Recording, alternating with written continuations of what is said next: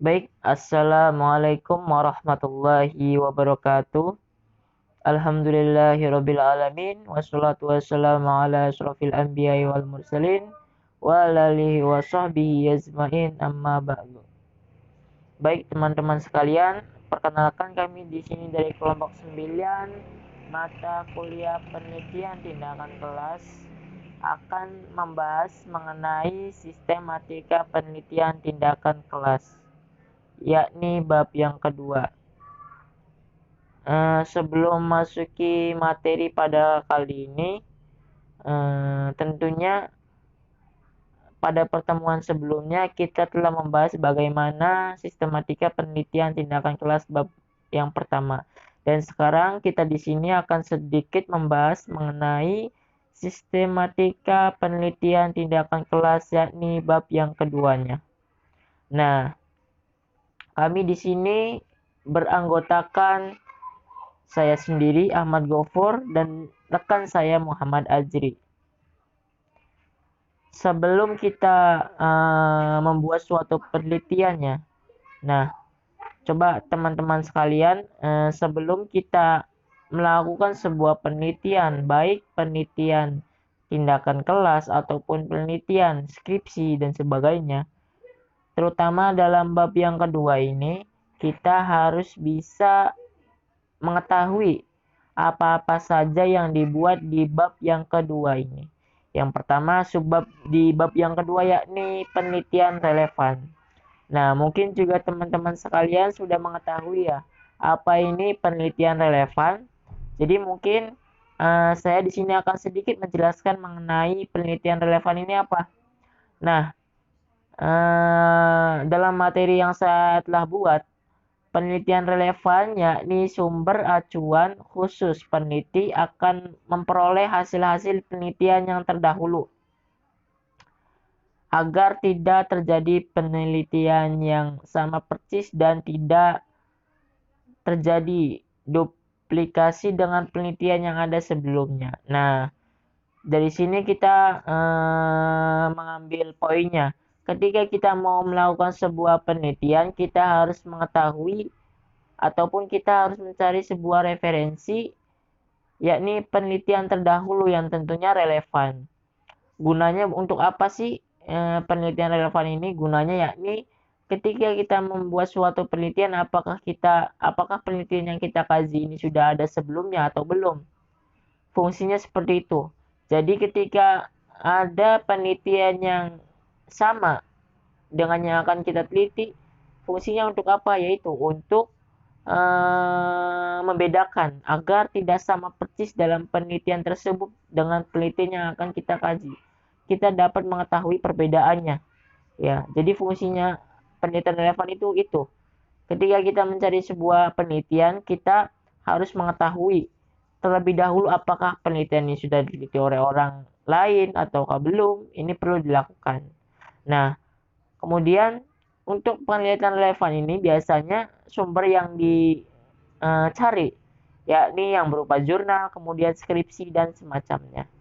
Ya, jadi mungkin seperti itu teman-teman sekalian, dan adapun biasanya dicantumkan nama, kemudian judul dan juga penerbitnya siapa. Nah, itu ya teman-teman. Jadi penelitian relevan ini penting untuk kita agar kita dapat mengetahui penelitian sebelumnya dan dikhawatirkan nantinya ketika kita meneliti sudah ada yang meneliti dan sama ini kan sama aja apa ya, tidak diperkenankan seperti itu. Kita harus mencari penelitian terlebih dahulu dan juga yang tentunya relevan tentunya untuk dijadikan sebagai penelitian yang relevan.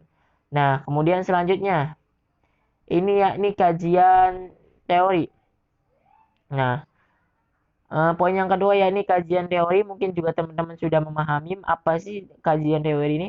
Kajian teori ini adalah sebuah sistem konsep abstrak yang mengidentifikasikan adanya hubungan di antara konsep-konsep yang membantu dalam memahami sebuah fenomena. Nah, intinya yang saya ketahui dalam kajian teori ini mempermudah kita dalam menentukan variabel-variabel apa yang nantinya kita akan rumuskan ya teman-teman sekalian. Jadi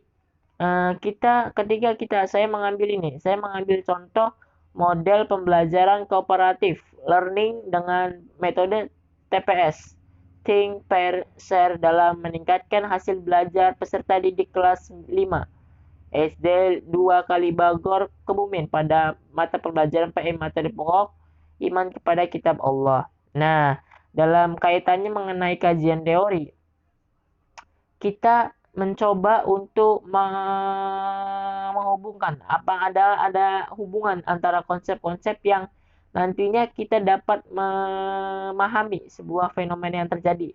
Misalkan dalam teorinya kita mengambil variabel yang pertama di pengertian belajar, kemudian yang kedua faktor yang mempengaruhi hasil belajar siswa, yang ketiga hasil belajar PAI dan sebagainya, yang keempat pengertian pendekatan model pembelajaran TPS, fungsi pendekatan model pembelajaran TPS, fungsi pendekatan model pembelajaran TPS, dan juga langkah-langkah pendekatan model pembelajaran TPS ini seperti apa.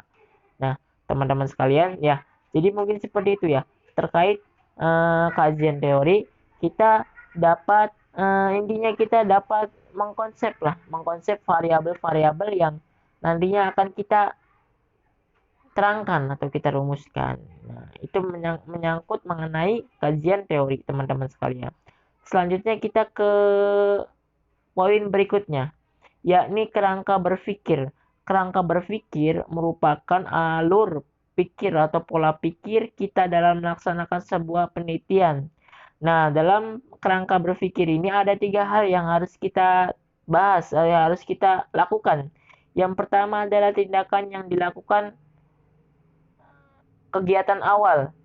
Yang pertama yakni kegiatan yang dilakukan yakni kegiatan awal. Kegiatan yang awal seperti apa, kemudian tindakan yang dilakukan seperti apa, dan juga yang terakhir adalah kondisi akhir yang lebih jelasnya dapat dilihat dalam tabel ya teman-teman sekalian. Di dalam tabel itu ada yang pertama yakni sebelum kita mengetahui masalah, tentunya kita mengamati kita mengamati, kita melihat siswa kita, apakah kita mengamati dalam masalah di dalam kelas. Misal contohnya saya mengambil contoh terdapat di kelas misalkan kelas 9 SD, misalkan apa ya, di salah satu kelas kita mengamati, kita melihat bagaimana ada fenomena, ada masalah, siswa kita mengalami masalah dalam membaca Al-Quran, teman-teman sekalian. Jadi, ini merupakan tindakan pengamatan yang kita lakukan. Wah, ini siswa di kelas ini mempunyai mempunyai masalah dalam hal membaca Al-Quran. Ini merupakan sebuah masalah. Itu merupakan kita melihat dari kegiatan awal atau pra belajar. Itu merupakan langkah yang pertama. Kemudian yang kedua yang harus kita lakukan ini bagaimana metode dan juga prosesnya. Nah, setelah kita melakukan sebuah pengamatan yang terjadi, tentunya kita tahu bahwasanya ketika ada sebuah masalah ini harus kita selesaikan dengan cara apa. Nah, itu yang dimaksud dengan metode. Misalkan metode yang digunakan adalah qiraati, membaca Al-Quran. Membaca Al-Qurannya dengan seperti apa, metode qiraati yang seperti apa. Nah, ini merupakan sebuah metode yang biasanya menjadi jawaban dari sebuah permasalahan yang tadinya tidak membaca, kemudian diberikan sebuah metode pembelajaran qiraati Al-Quran kepada siswa tersebut. Dan dari proses tersebut ini kemudian kita lanjut ke proses yang terakhir, yakni melihat kondisi akhir. Ya. Nah, jadi ketika kita sudah mengamati sebuah permasalahan, kemudian juga kita telah memberikan sebuah metode kepada mereka. Nah, ini adalah hasil akhirnya. Bagaimana sih kondisi akhir atau hasil akhir yang telah kita lakukan dari sebuah metode tersebut? Misalkan, apakah berjalan dengan baik, apakah kurang, ataupun sudah puas.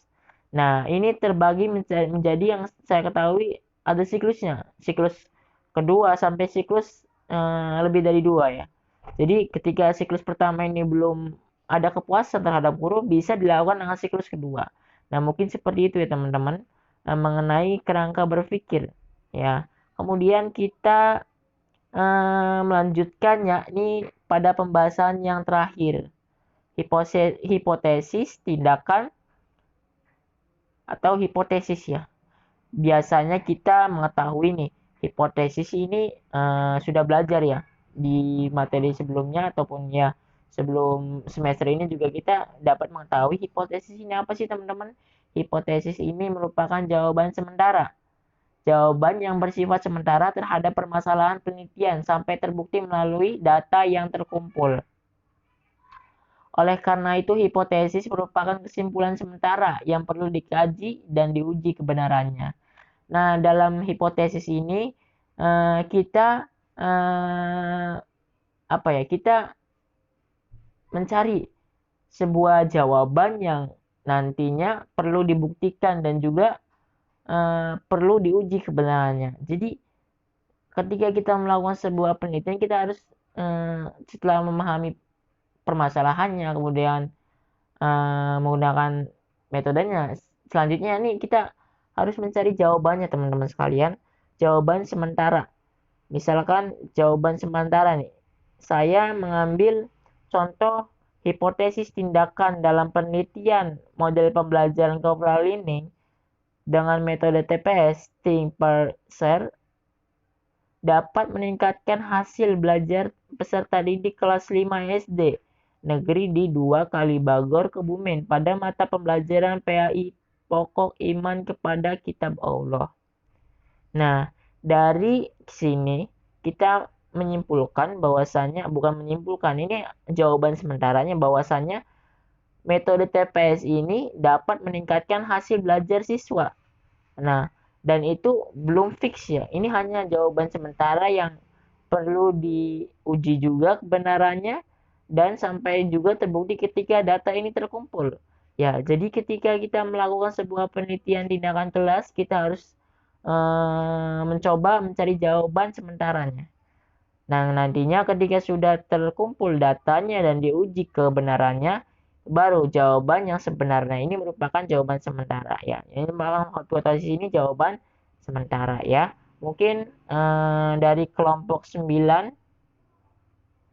mengenai materi sistematika penelitian tindakan kelas bab kedua ini mungkin cukup sekian. Saya selaku pemateri memohon maaf apabila terdapat kesalahan dalam penyampaian materi. Kurang-kurangnya kami mohon maaf. Wabillahi taufik wa hidayah. Wassalamualaikum warahmatullahi wabarakatuh.